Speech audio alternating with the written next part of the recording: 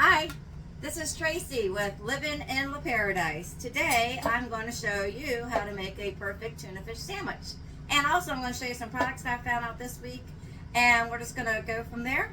First off, I have my can of tuna here. This came from Costco. I have already drained it. It is in water. However, the flip top was backwards or upside down, so I flip it over. It's called Safe Touch. And this is a very good product. I haven't scanned all of the tuna fishes out there yet. I have been using the Yucca app, and I've been learning lots of good things about the Yucca app.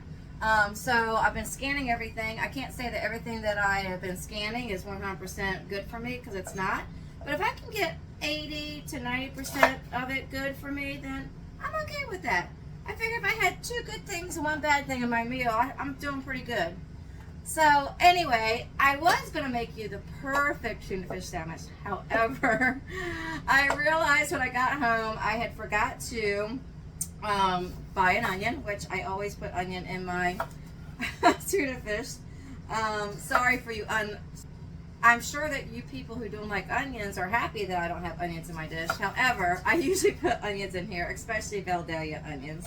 So what I'm doing, one of the other reasons why I decided to make a tuna fish sandwich today is because Tony got some great tomatoes at Duttweiler's this week, and I'll show you a picture later, I made a sauteed green bean and onion and tomato saute, which was a side dish, and it was very, very good. So I wanted to get another tomato. Then I was craving tuna fish. I just bought this tuna fish, so I'm like, okay. The second thing I realized when I got home is that I don't have any pickle relish. However, I do have bread and butter pickles, so I will be slicing these as well and putting them in there.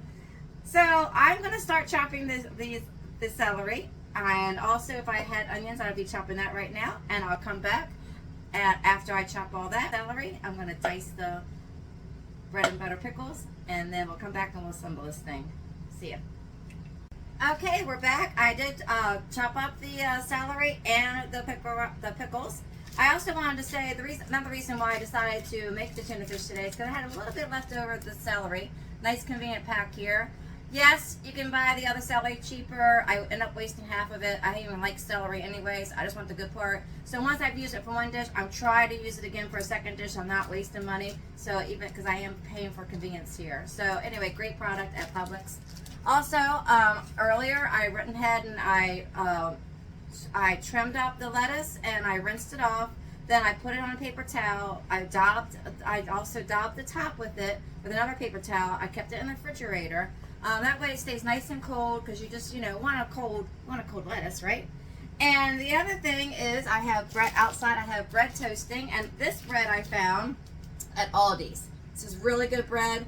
I was pretty surprised how great it is. It doesn't say sprouted, but this bread really came in as excellent on the Yucca app. So great suggestion. I just buy it and put it in the freezer, so I'm always toasting it. I don't really eat it out of the bag. So anyway, I do have my tuna fish here, and basically the only thing that tuna fish sandwiches really need, in my opinion, is a little bit of mayonnaise, not too much. You don't want it over mayonnaise-y.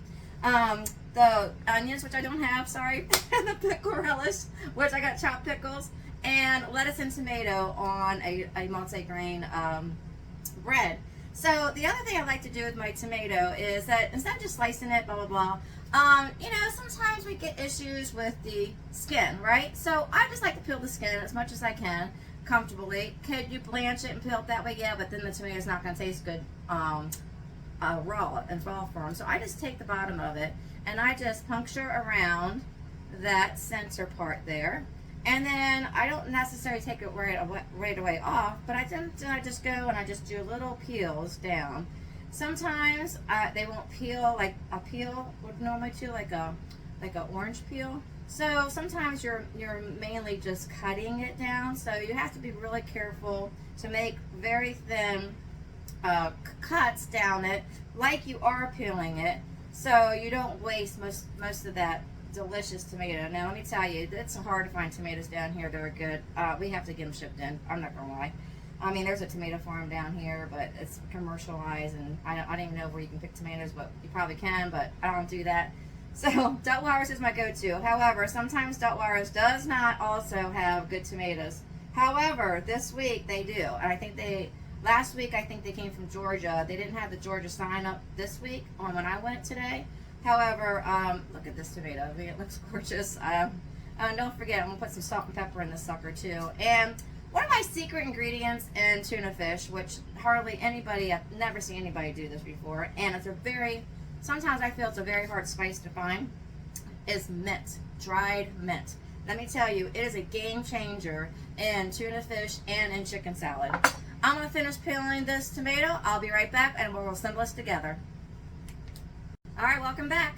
I'm only going to start with a heaping tablespoon of mayonnaise. I personally use Duke's. I know there's lots of controversy out there who likes what.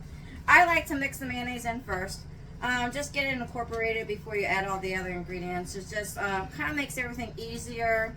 It also gives you a better smooth. Forgot to pull out the spices. All right, so I did add a heaping tablespoon of Duke's mayonnaise to this. I'm mixing it in first because I want it to be nice and smooth before I add all the other ingredients.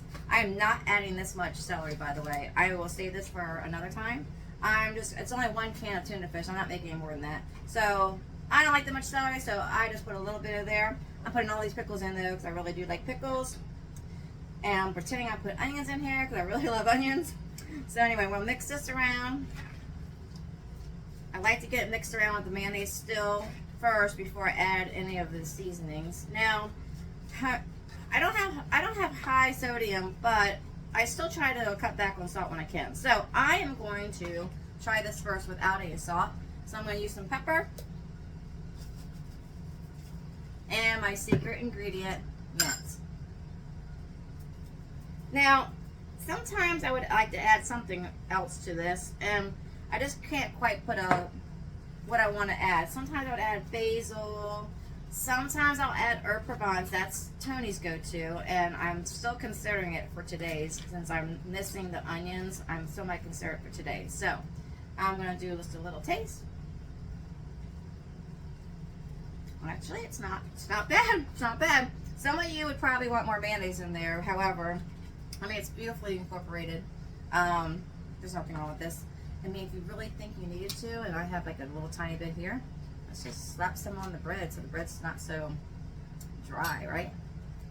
So I still have my knife here. So let's just add a little bit more. Now, obviously this is not good for you to keep adding mayonnaise to everything. That's why I cut back on it. However, we'll see how it goes. Anyway, I am going to select these little tiny ones here. Those are the ones I really do like when it comes to building a sandwich. I'm just going to leave them whole like that, okay? And then I am going to put the tomatoes on. I'm going to take the reddest ones. Don't tell Tony, that's what I always do to him. I always take all the red ones and leave him with the white ones. Sorry, Tony. I will put some more pepper on this though. This is probably one I would put salt. This is where I would want to put a little bit of salt on here because these tomatoes need salt. I'm going to get it right now. And a little salt. All right, and then we're just going to leave it that way. You want to make sure that, you know, that's one of the good reasons about putting the mayonnaise on the bread, because then your bread doesn't get as soggy with either the lettuce that hasn't maybe dried completely yet, or if you happen to put the tomato on there first. I put the lettuce first. Then I like to put the tomatoes and then the tuna fish so the bread doesn't get soggy. Now, I might have a personal opinion. I think that a messy sandwich is the best sandwich that you could possibly have here. But I will slice this first, okay? So let's slice this. Let's just do the nice fancy way. All right.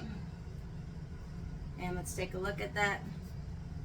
Look how beautiful that looks. All right, let's go. I'm going in for it.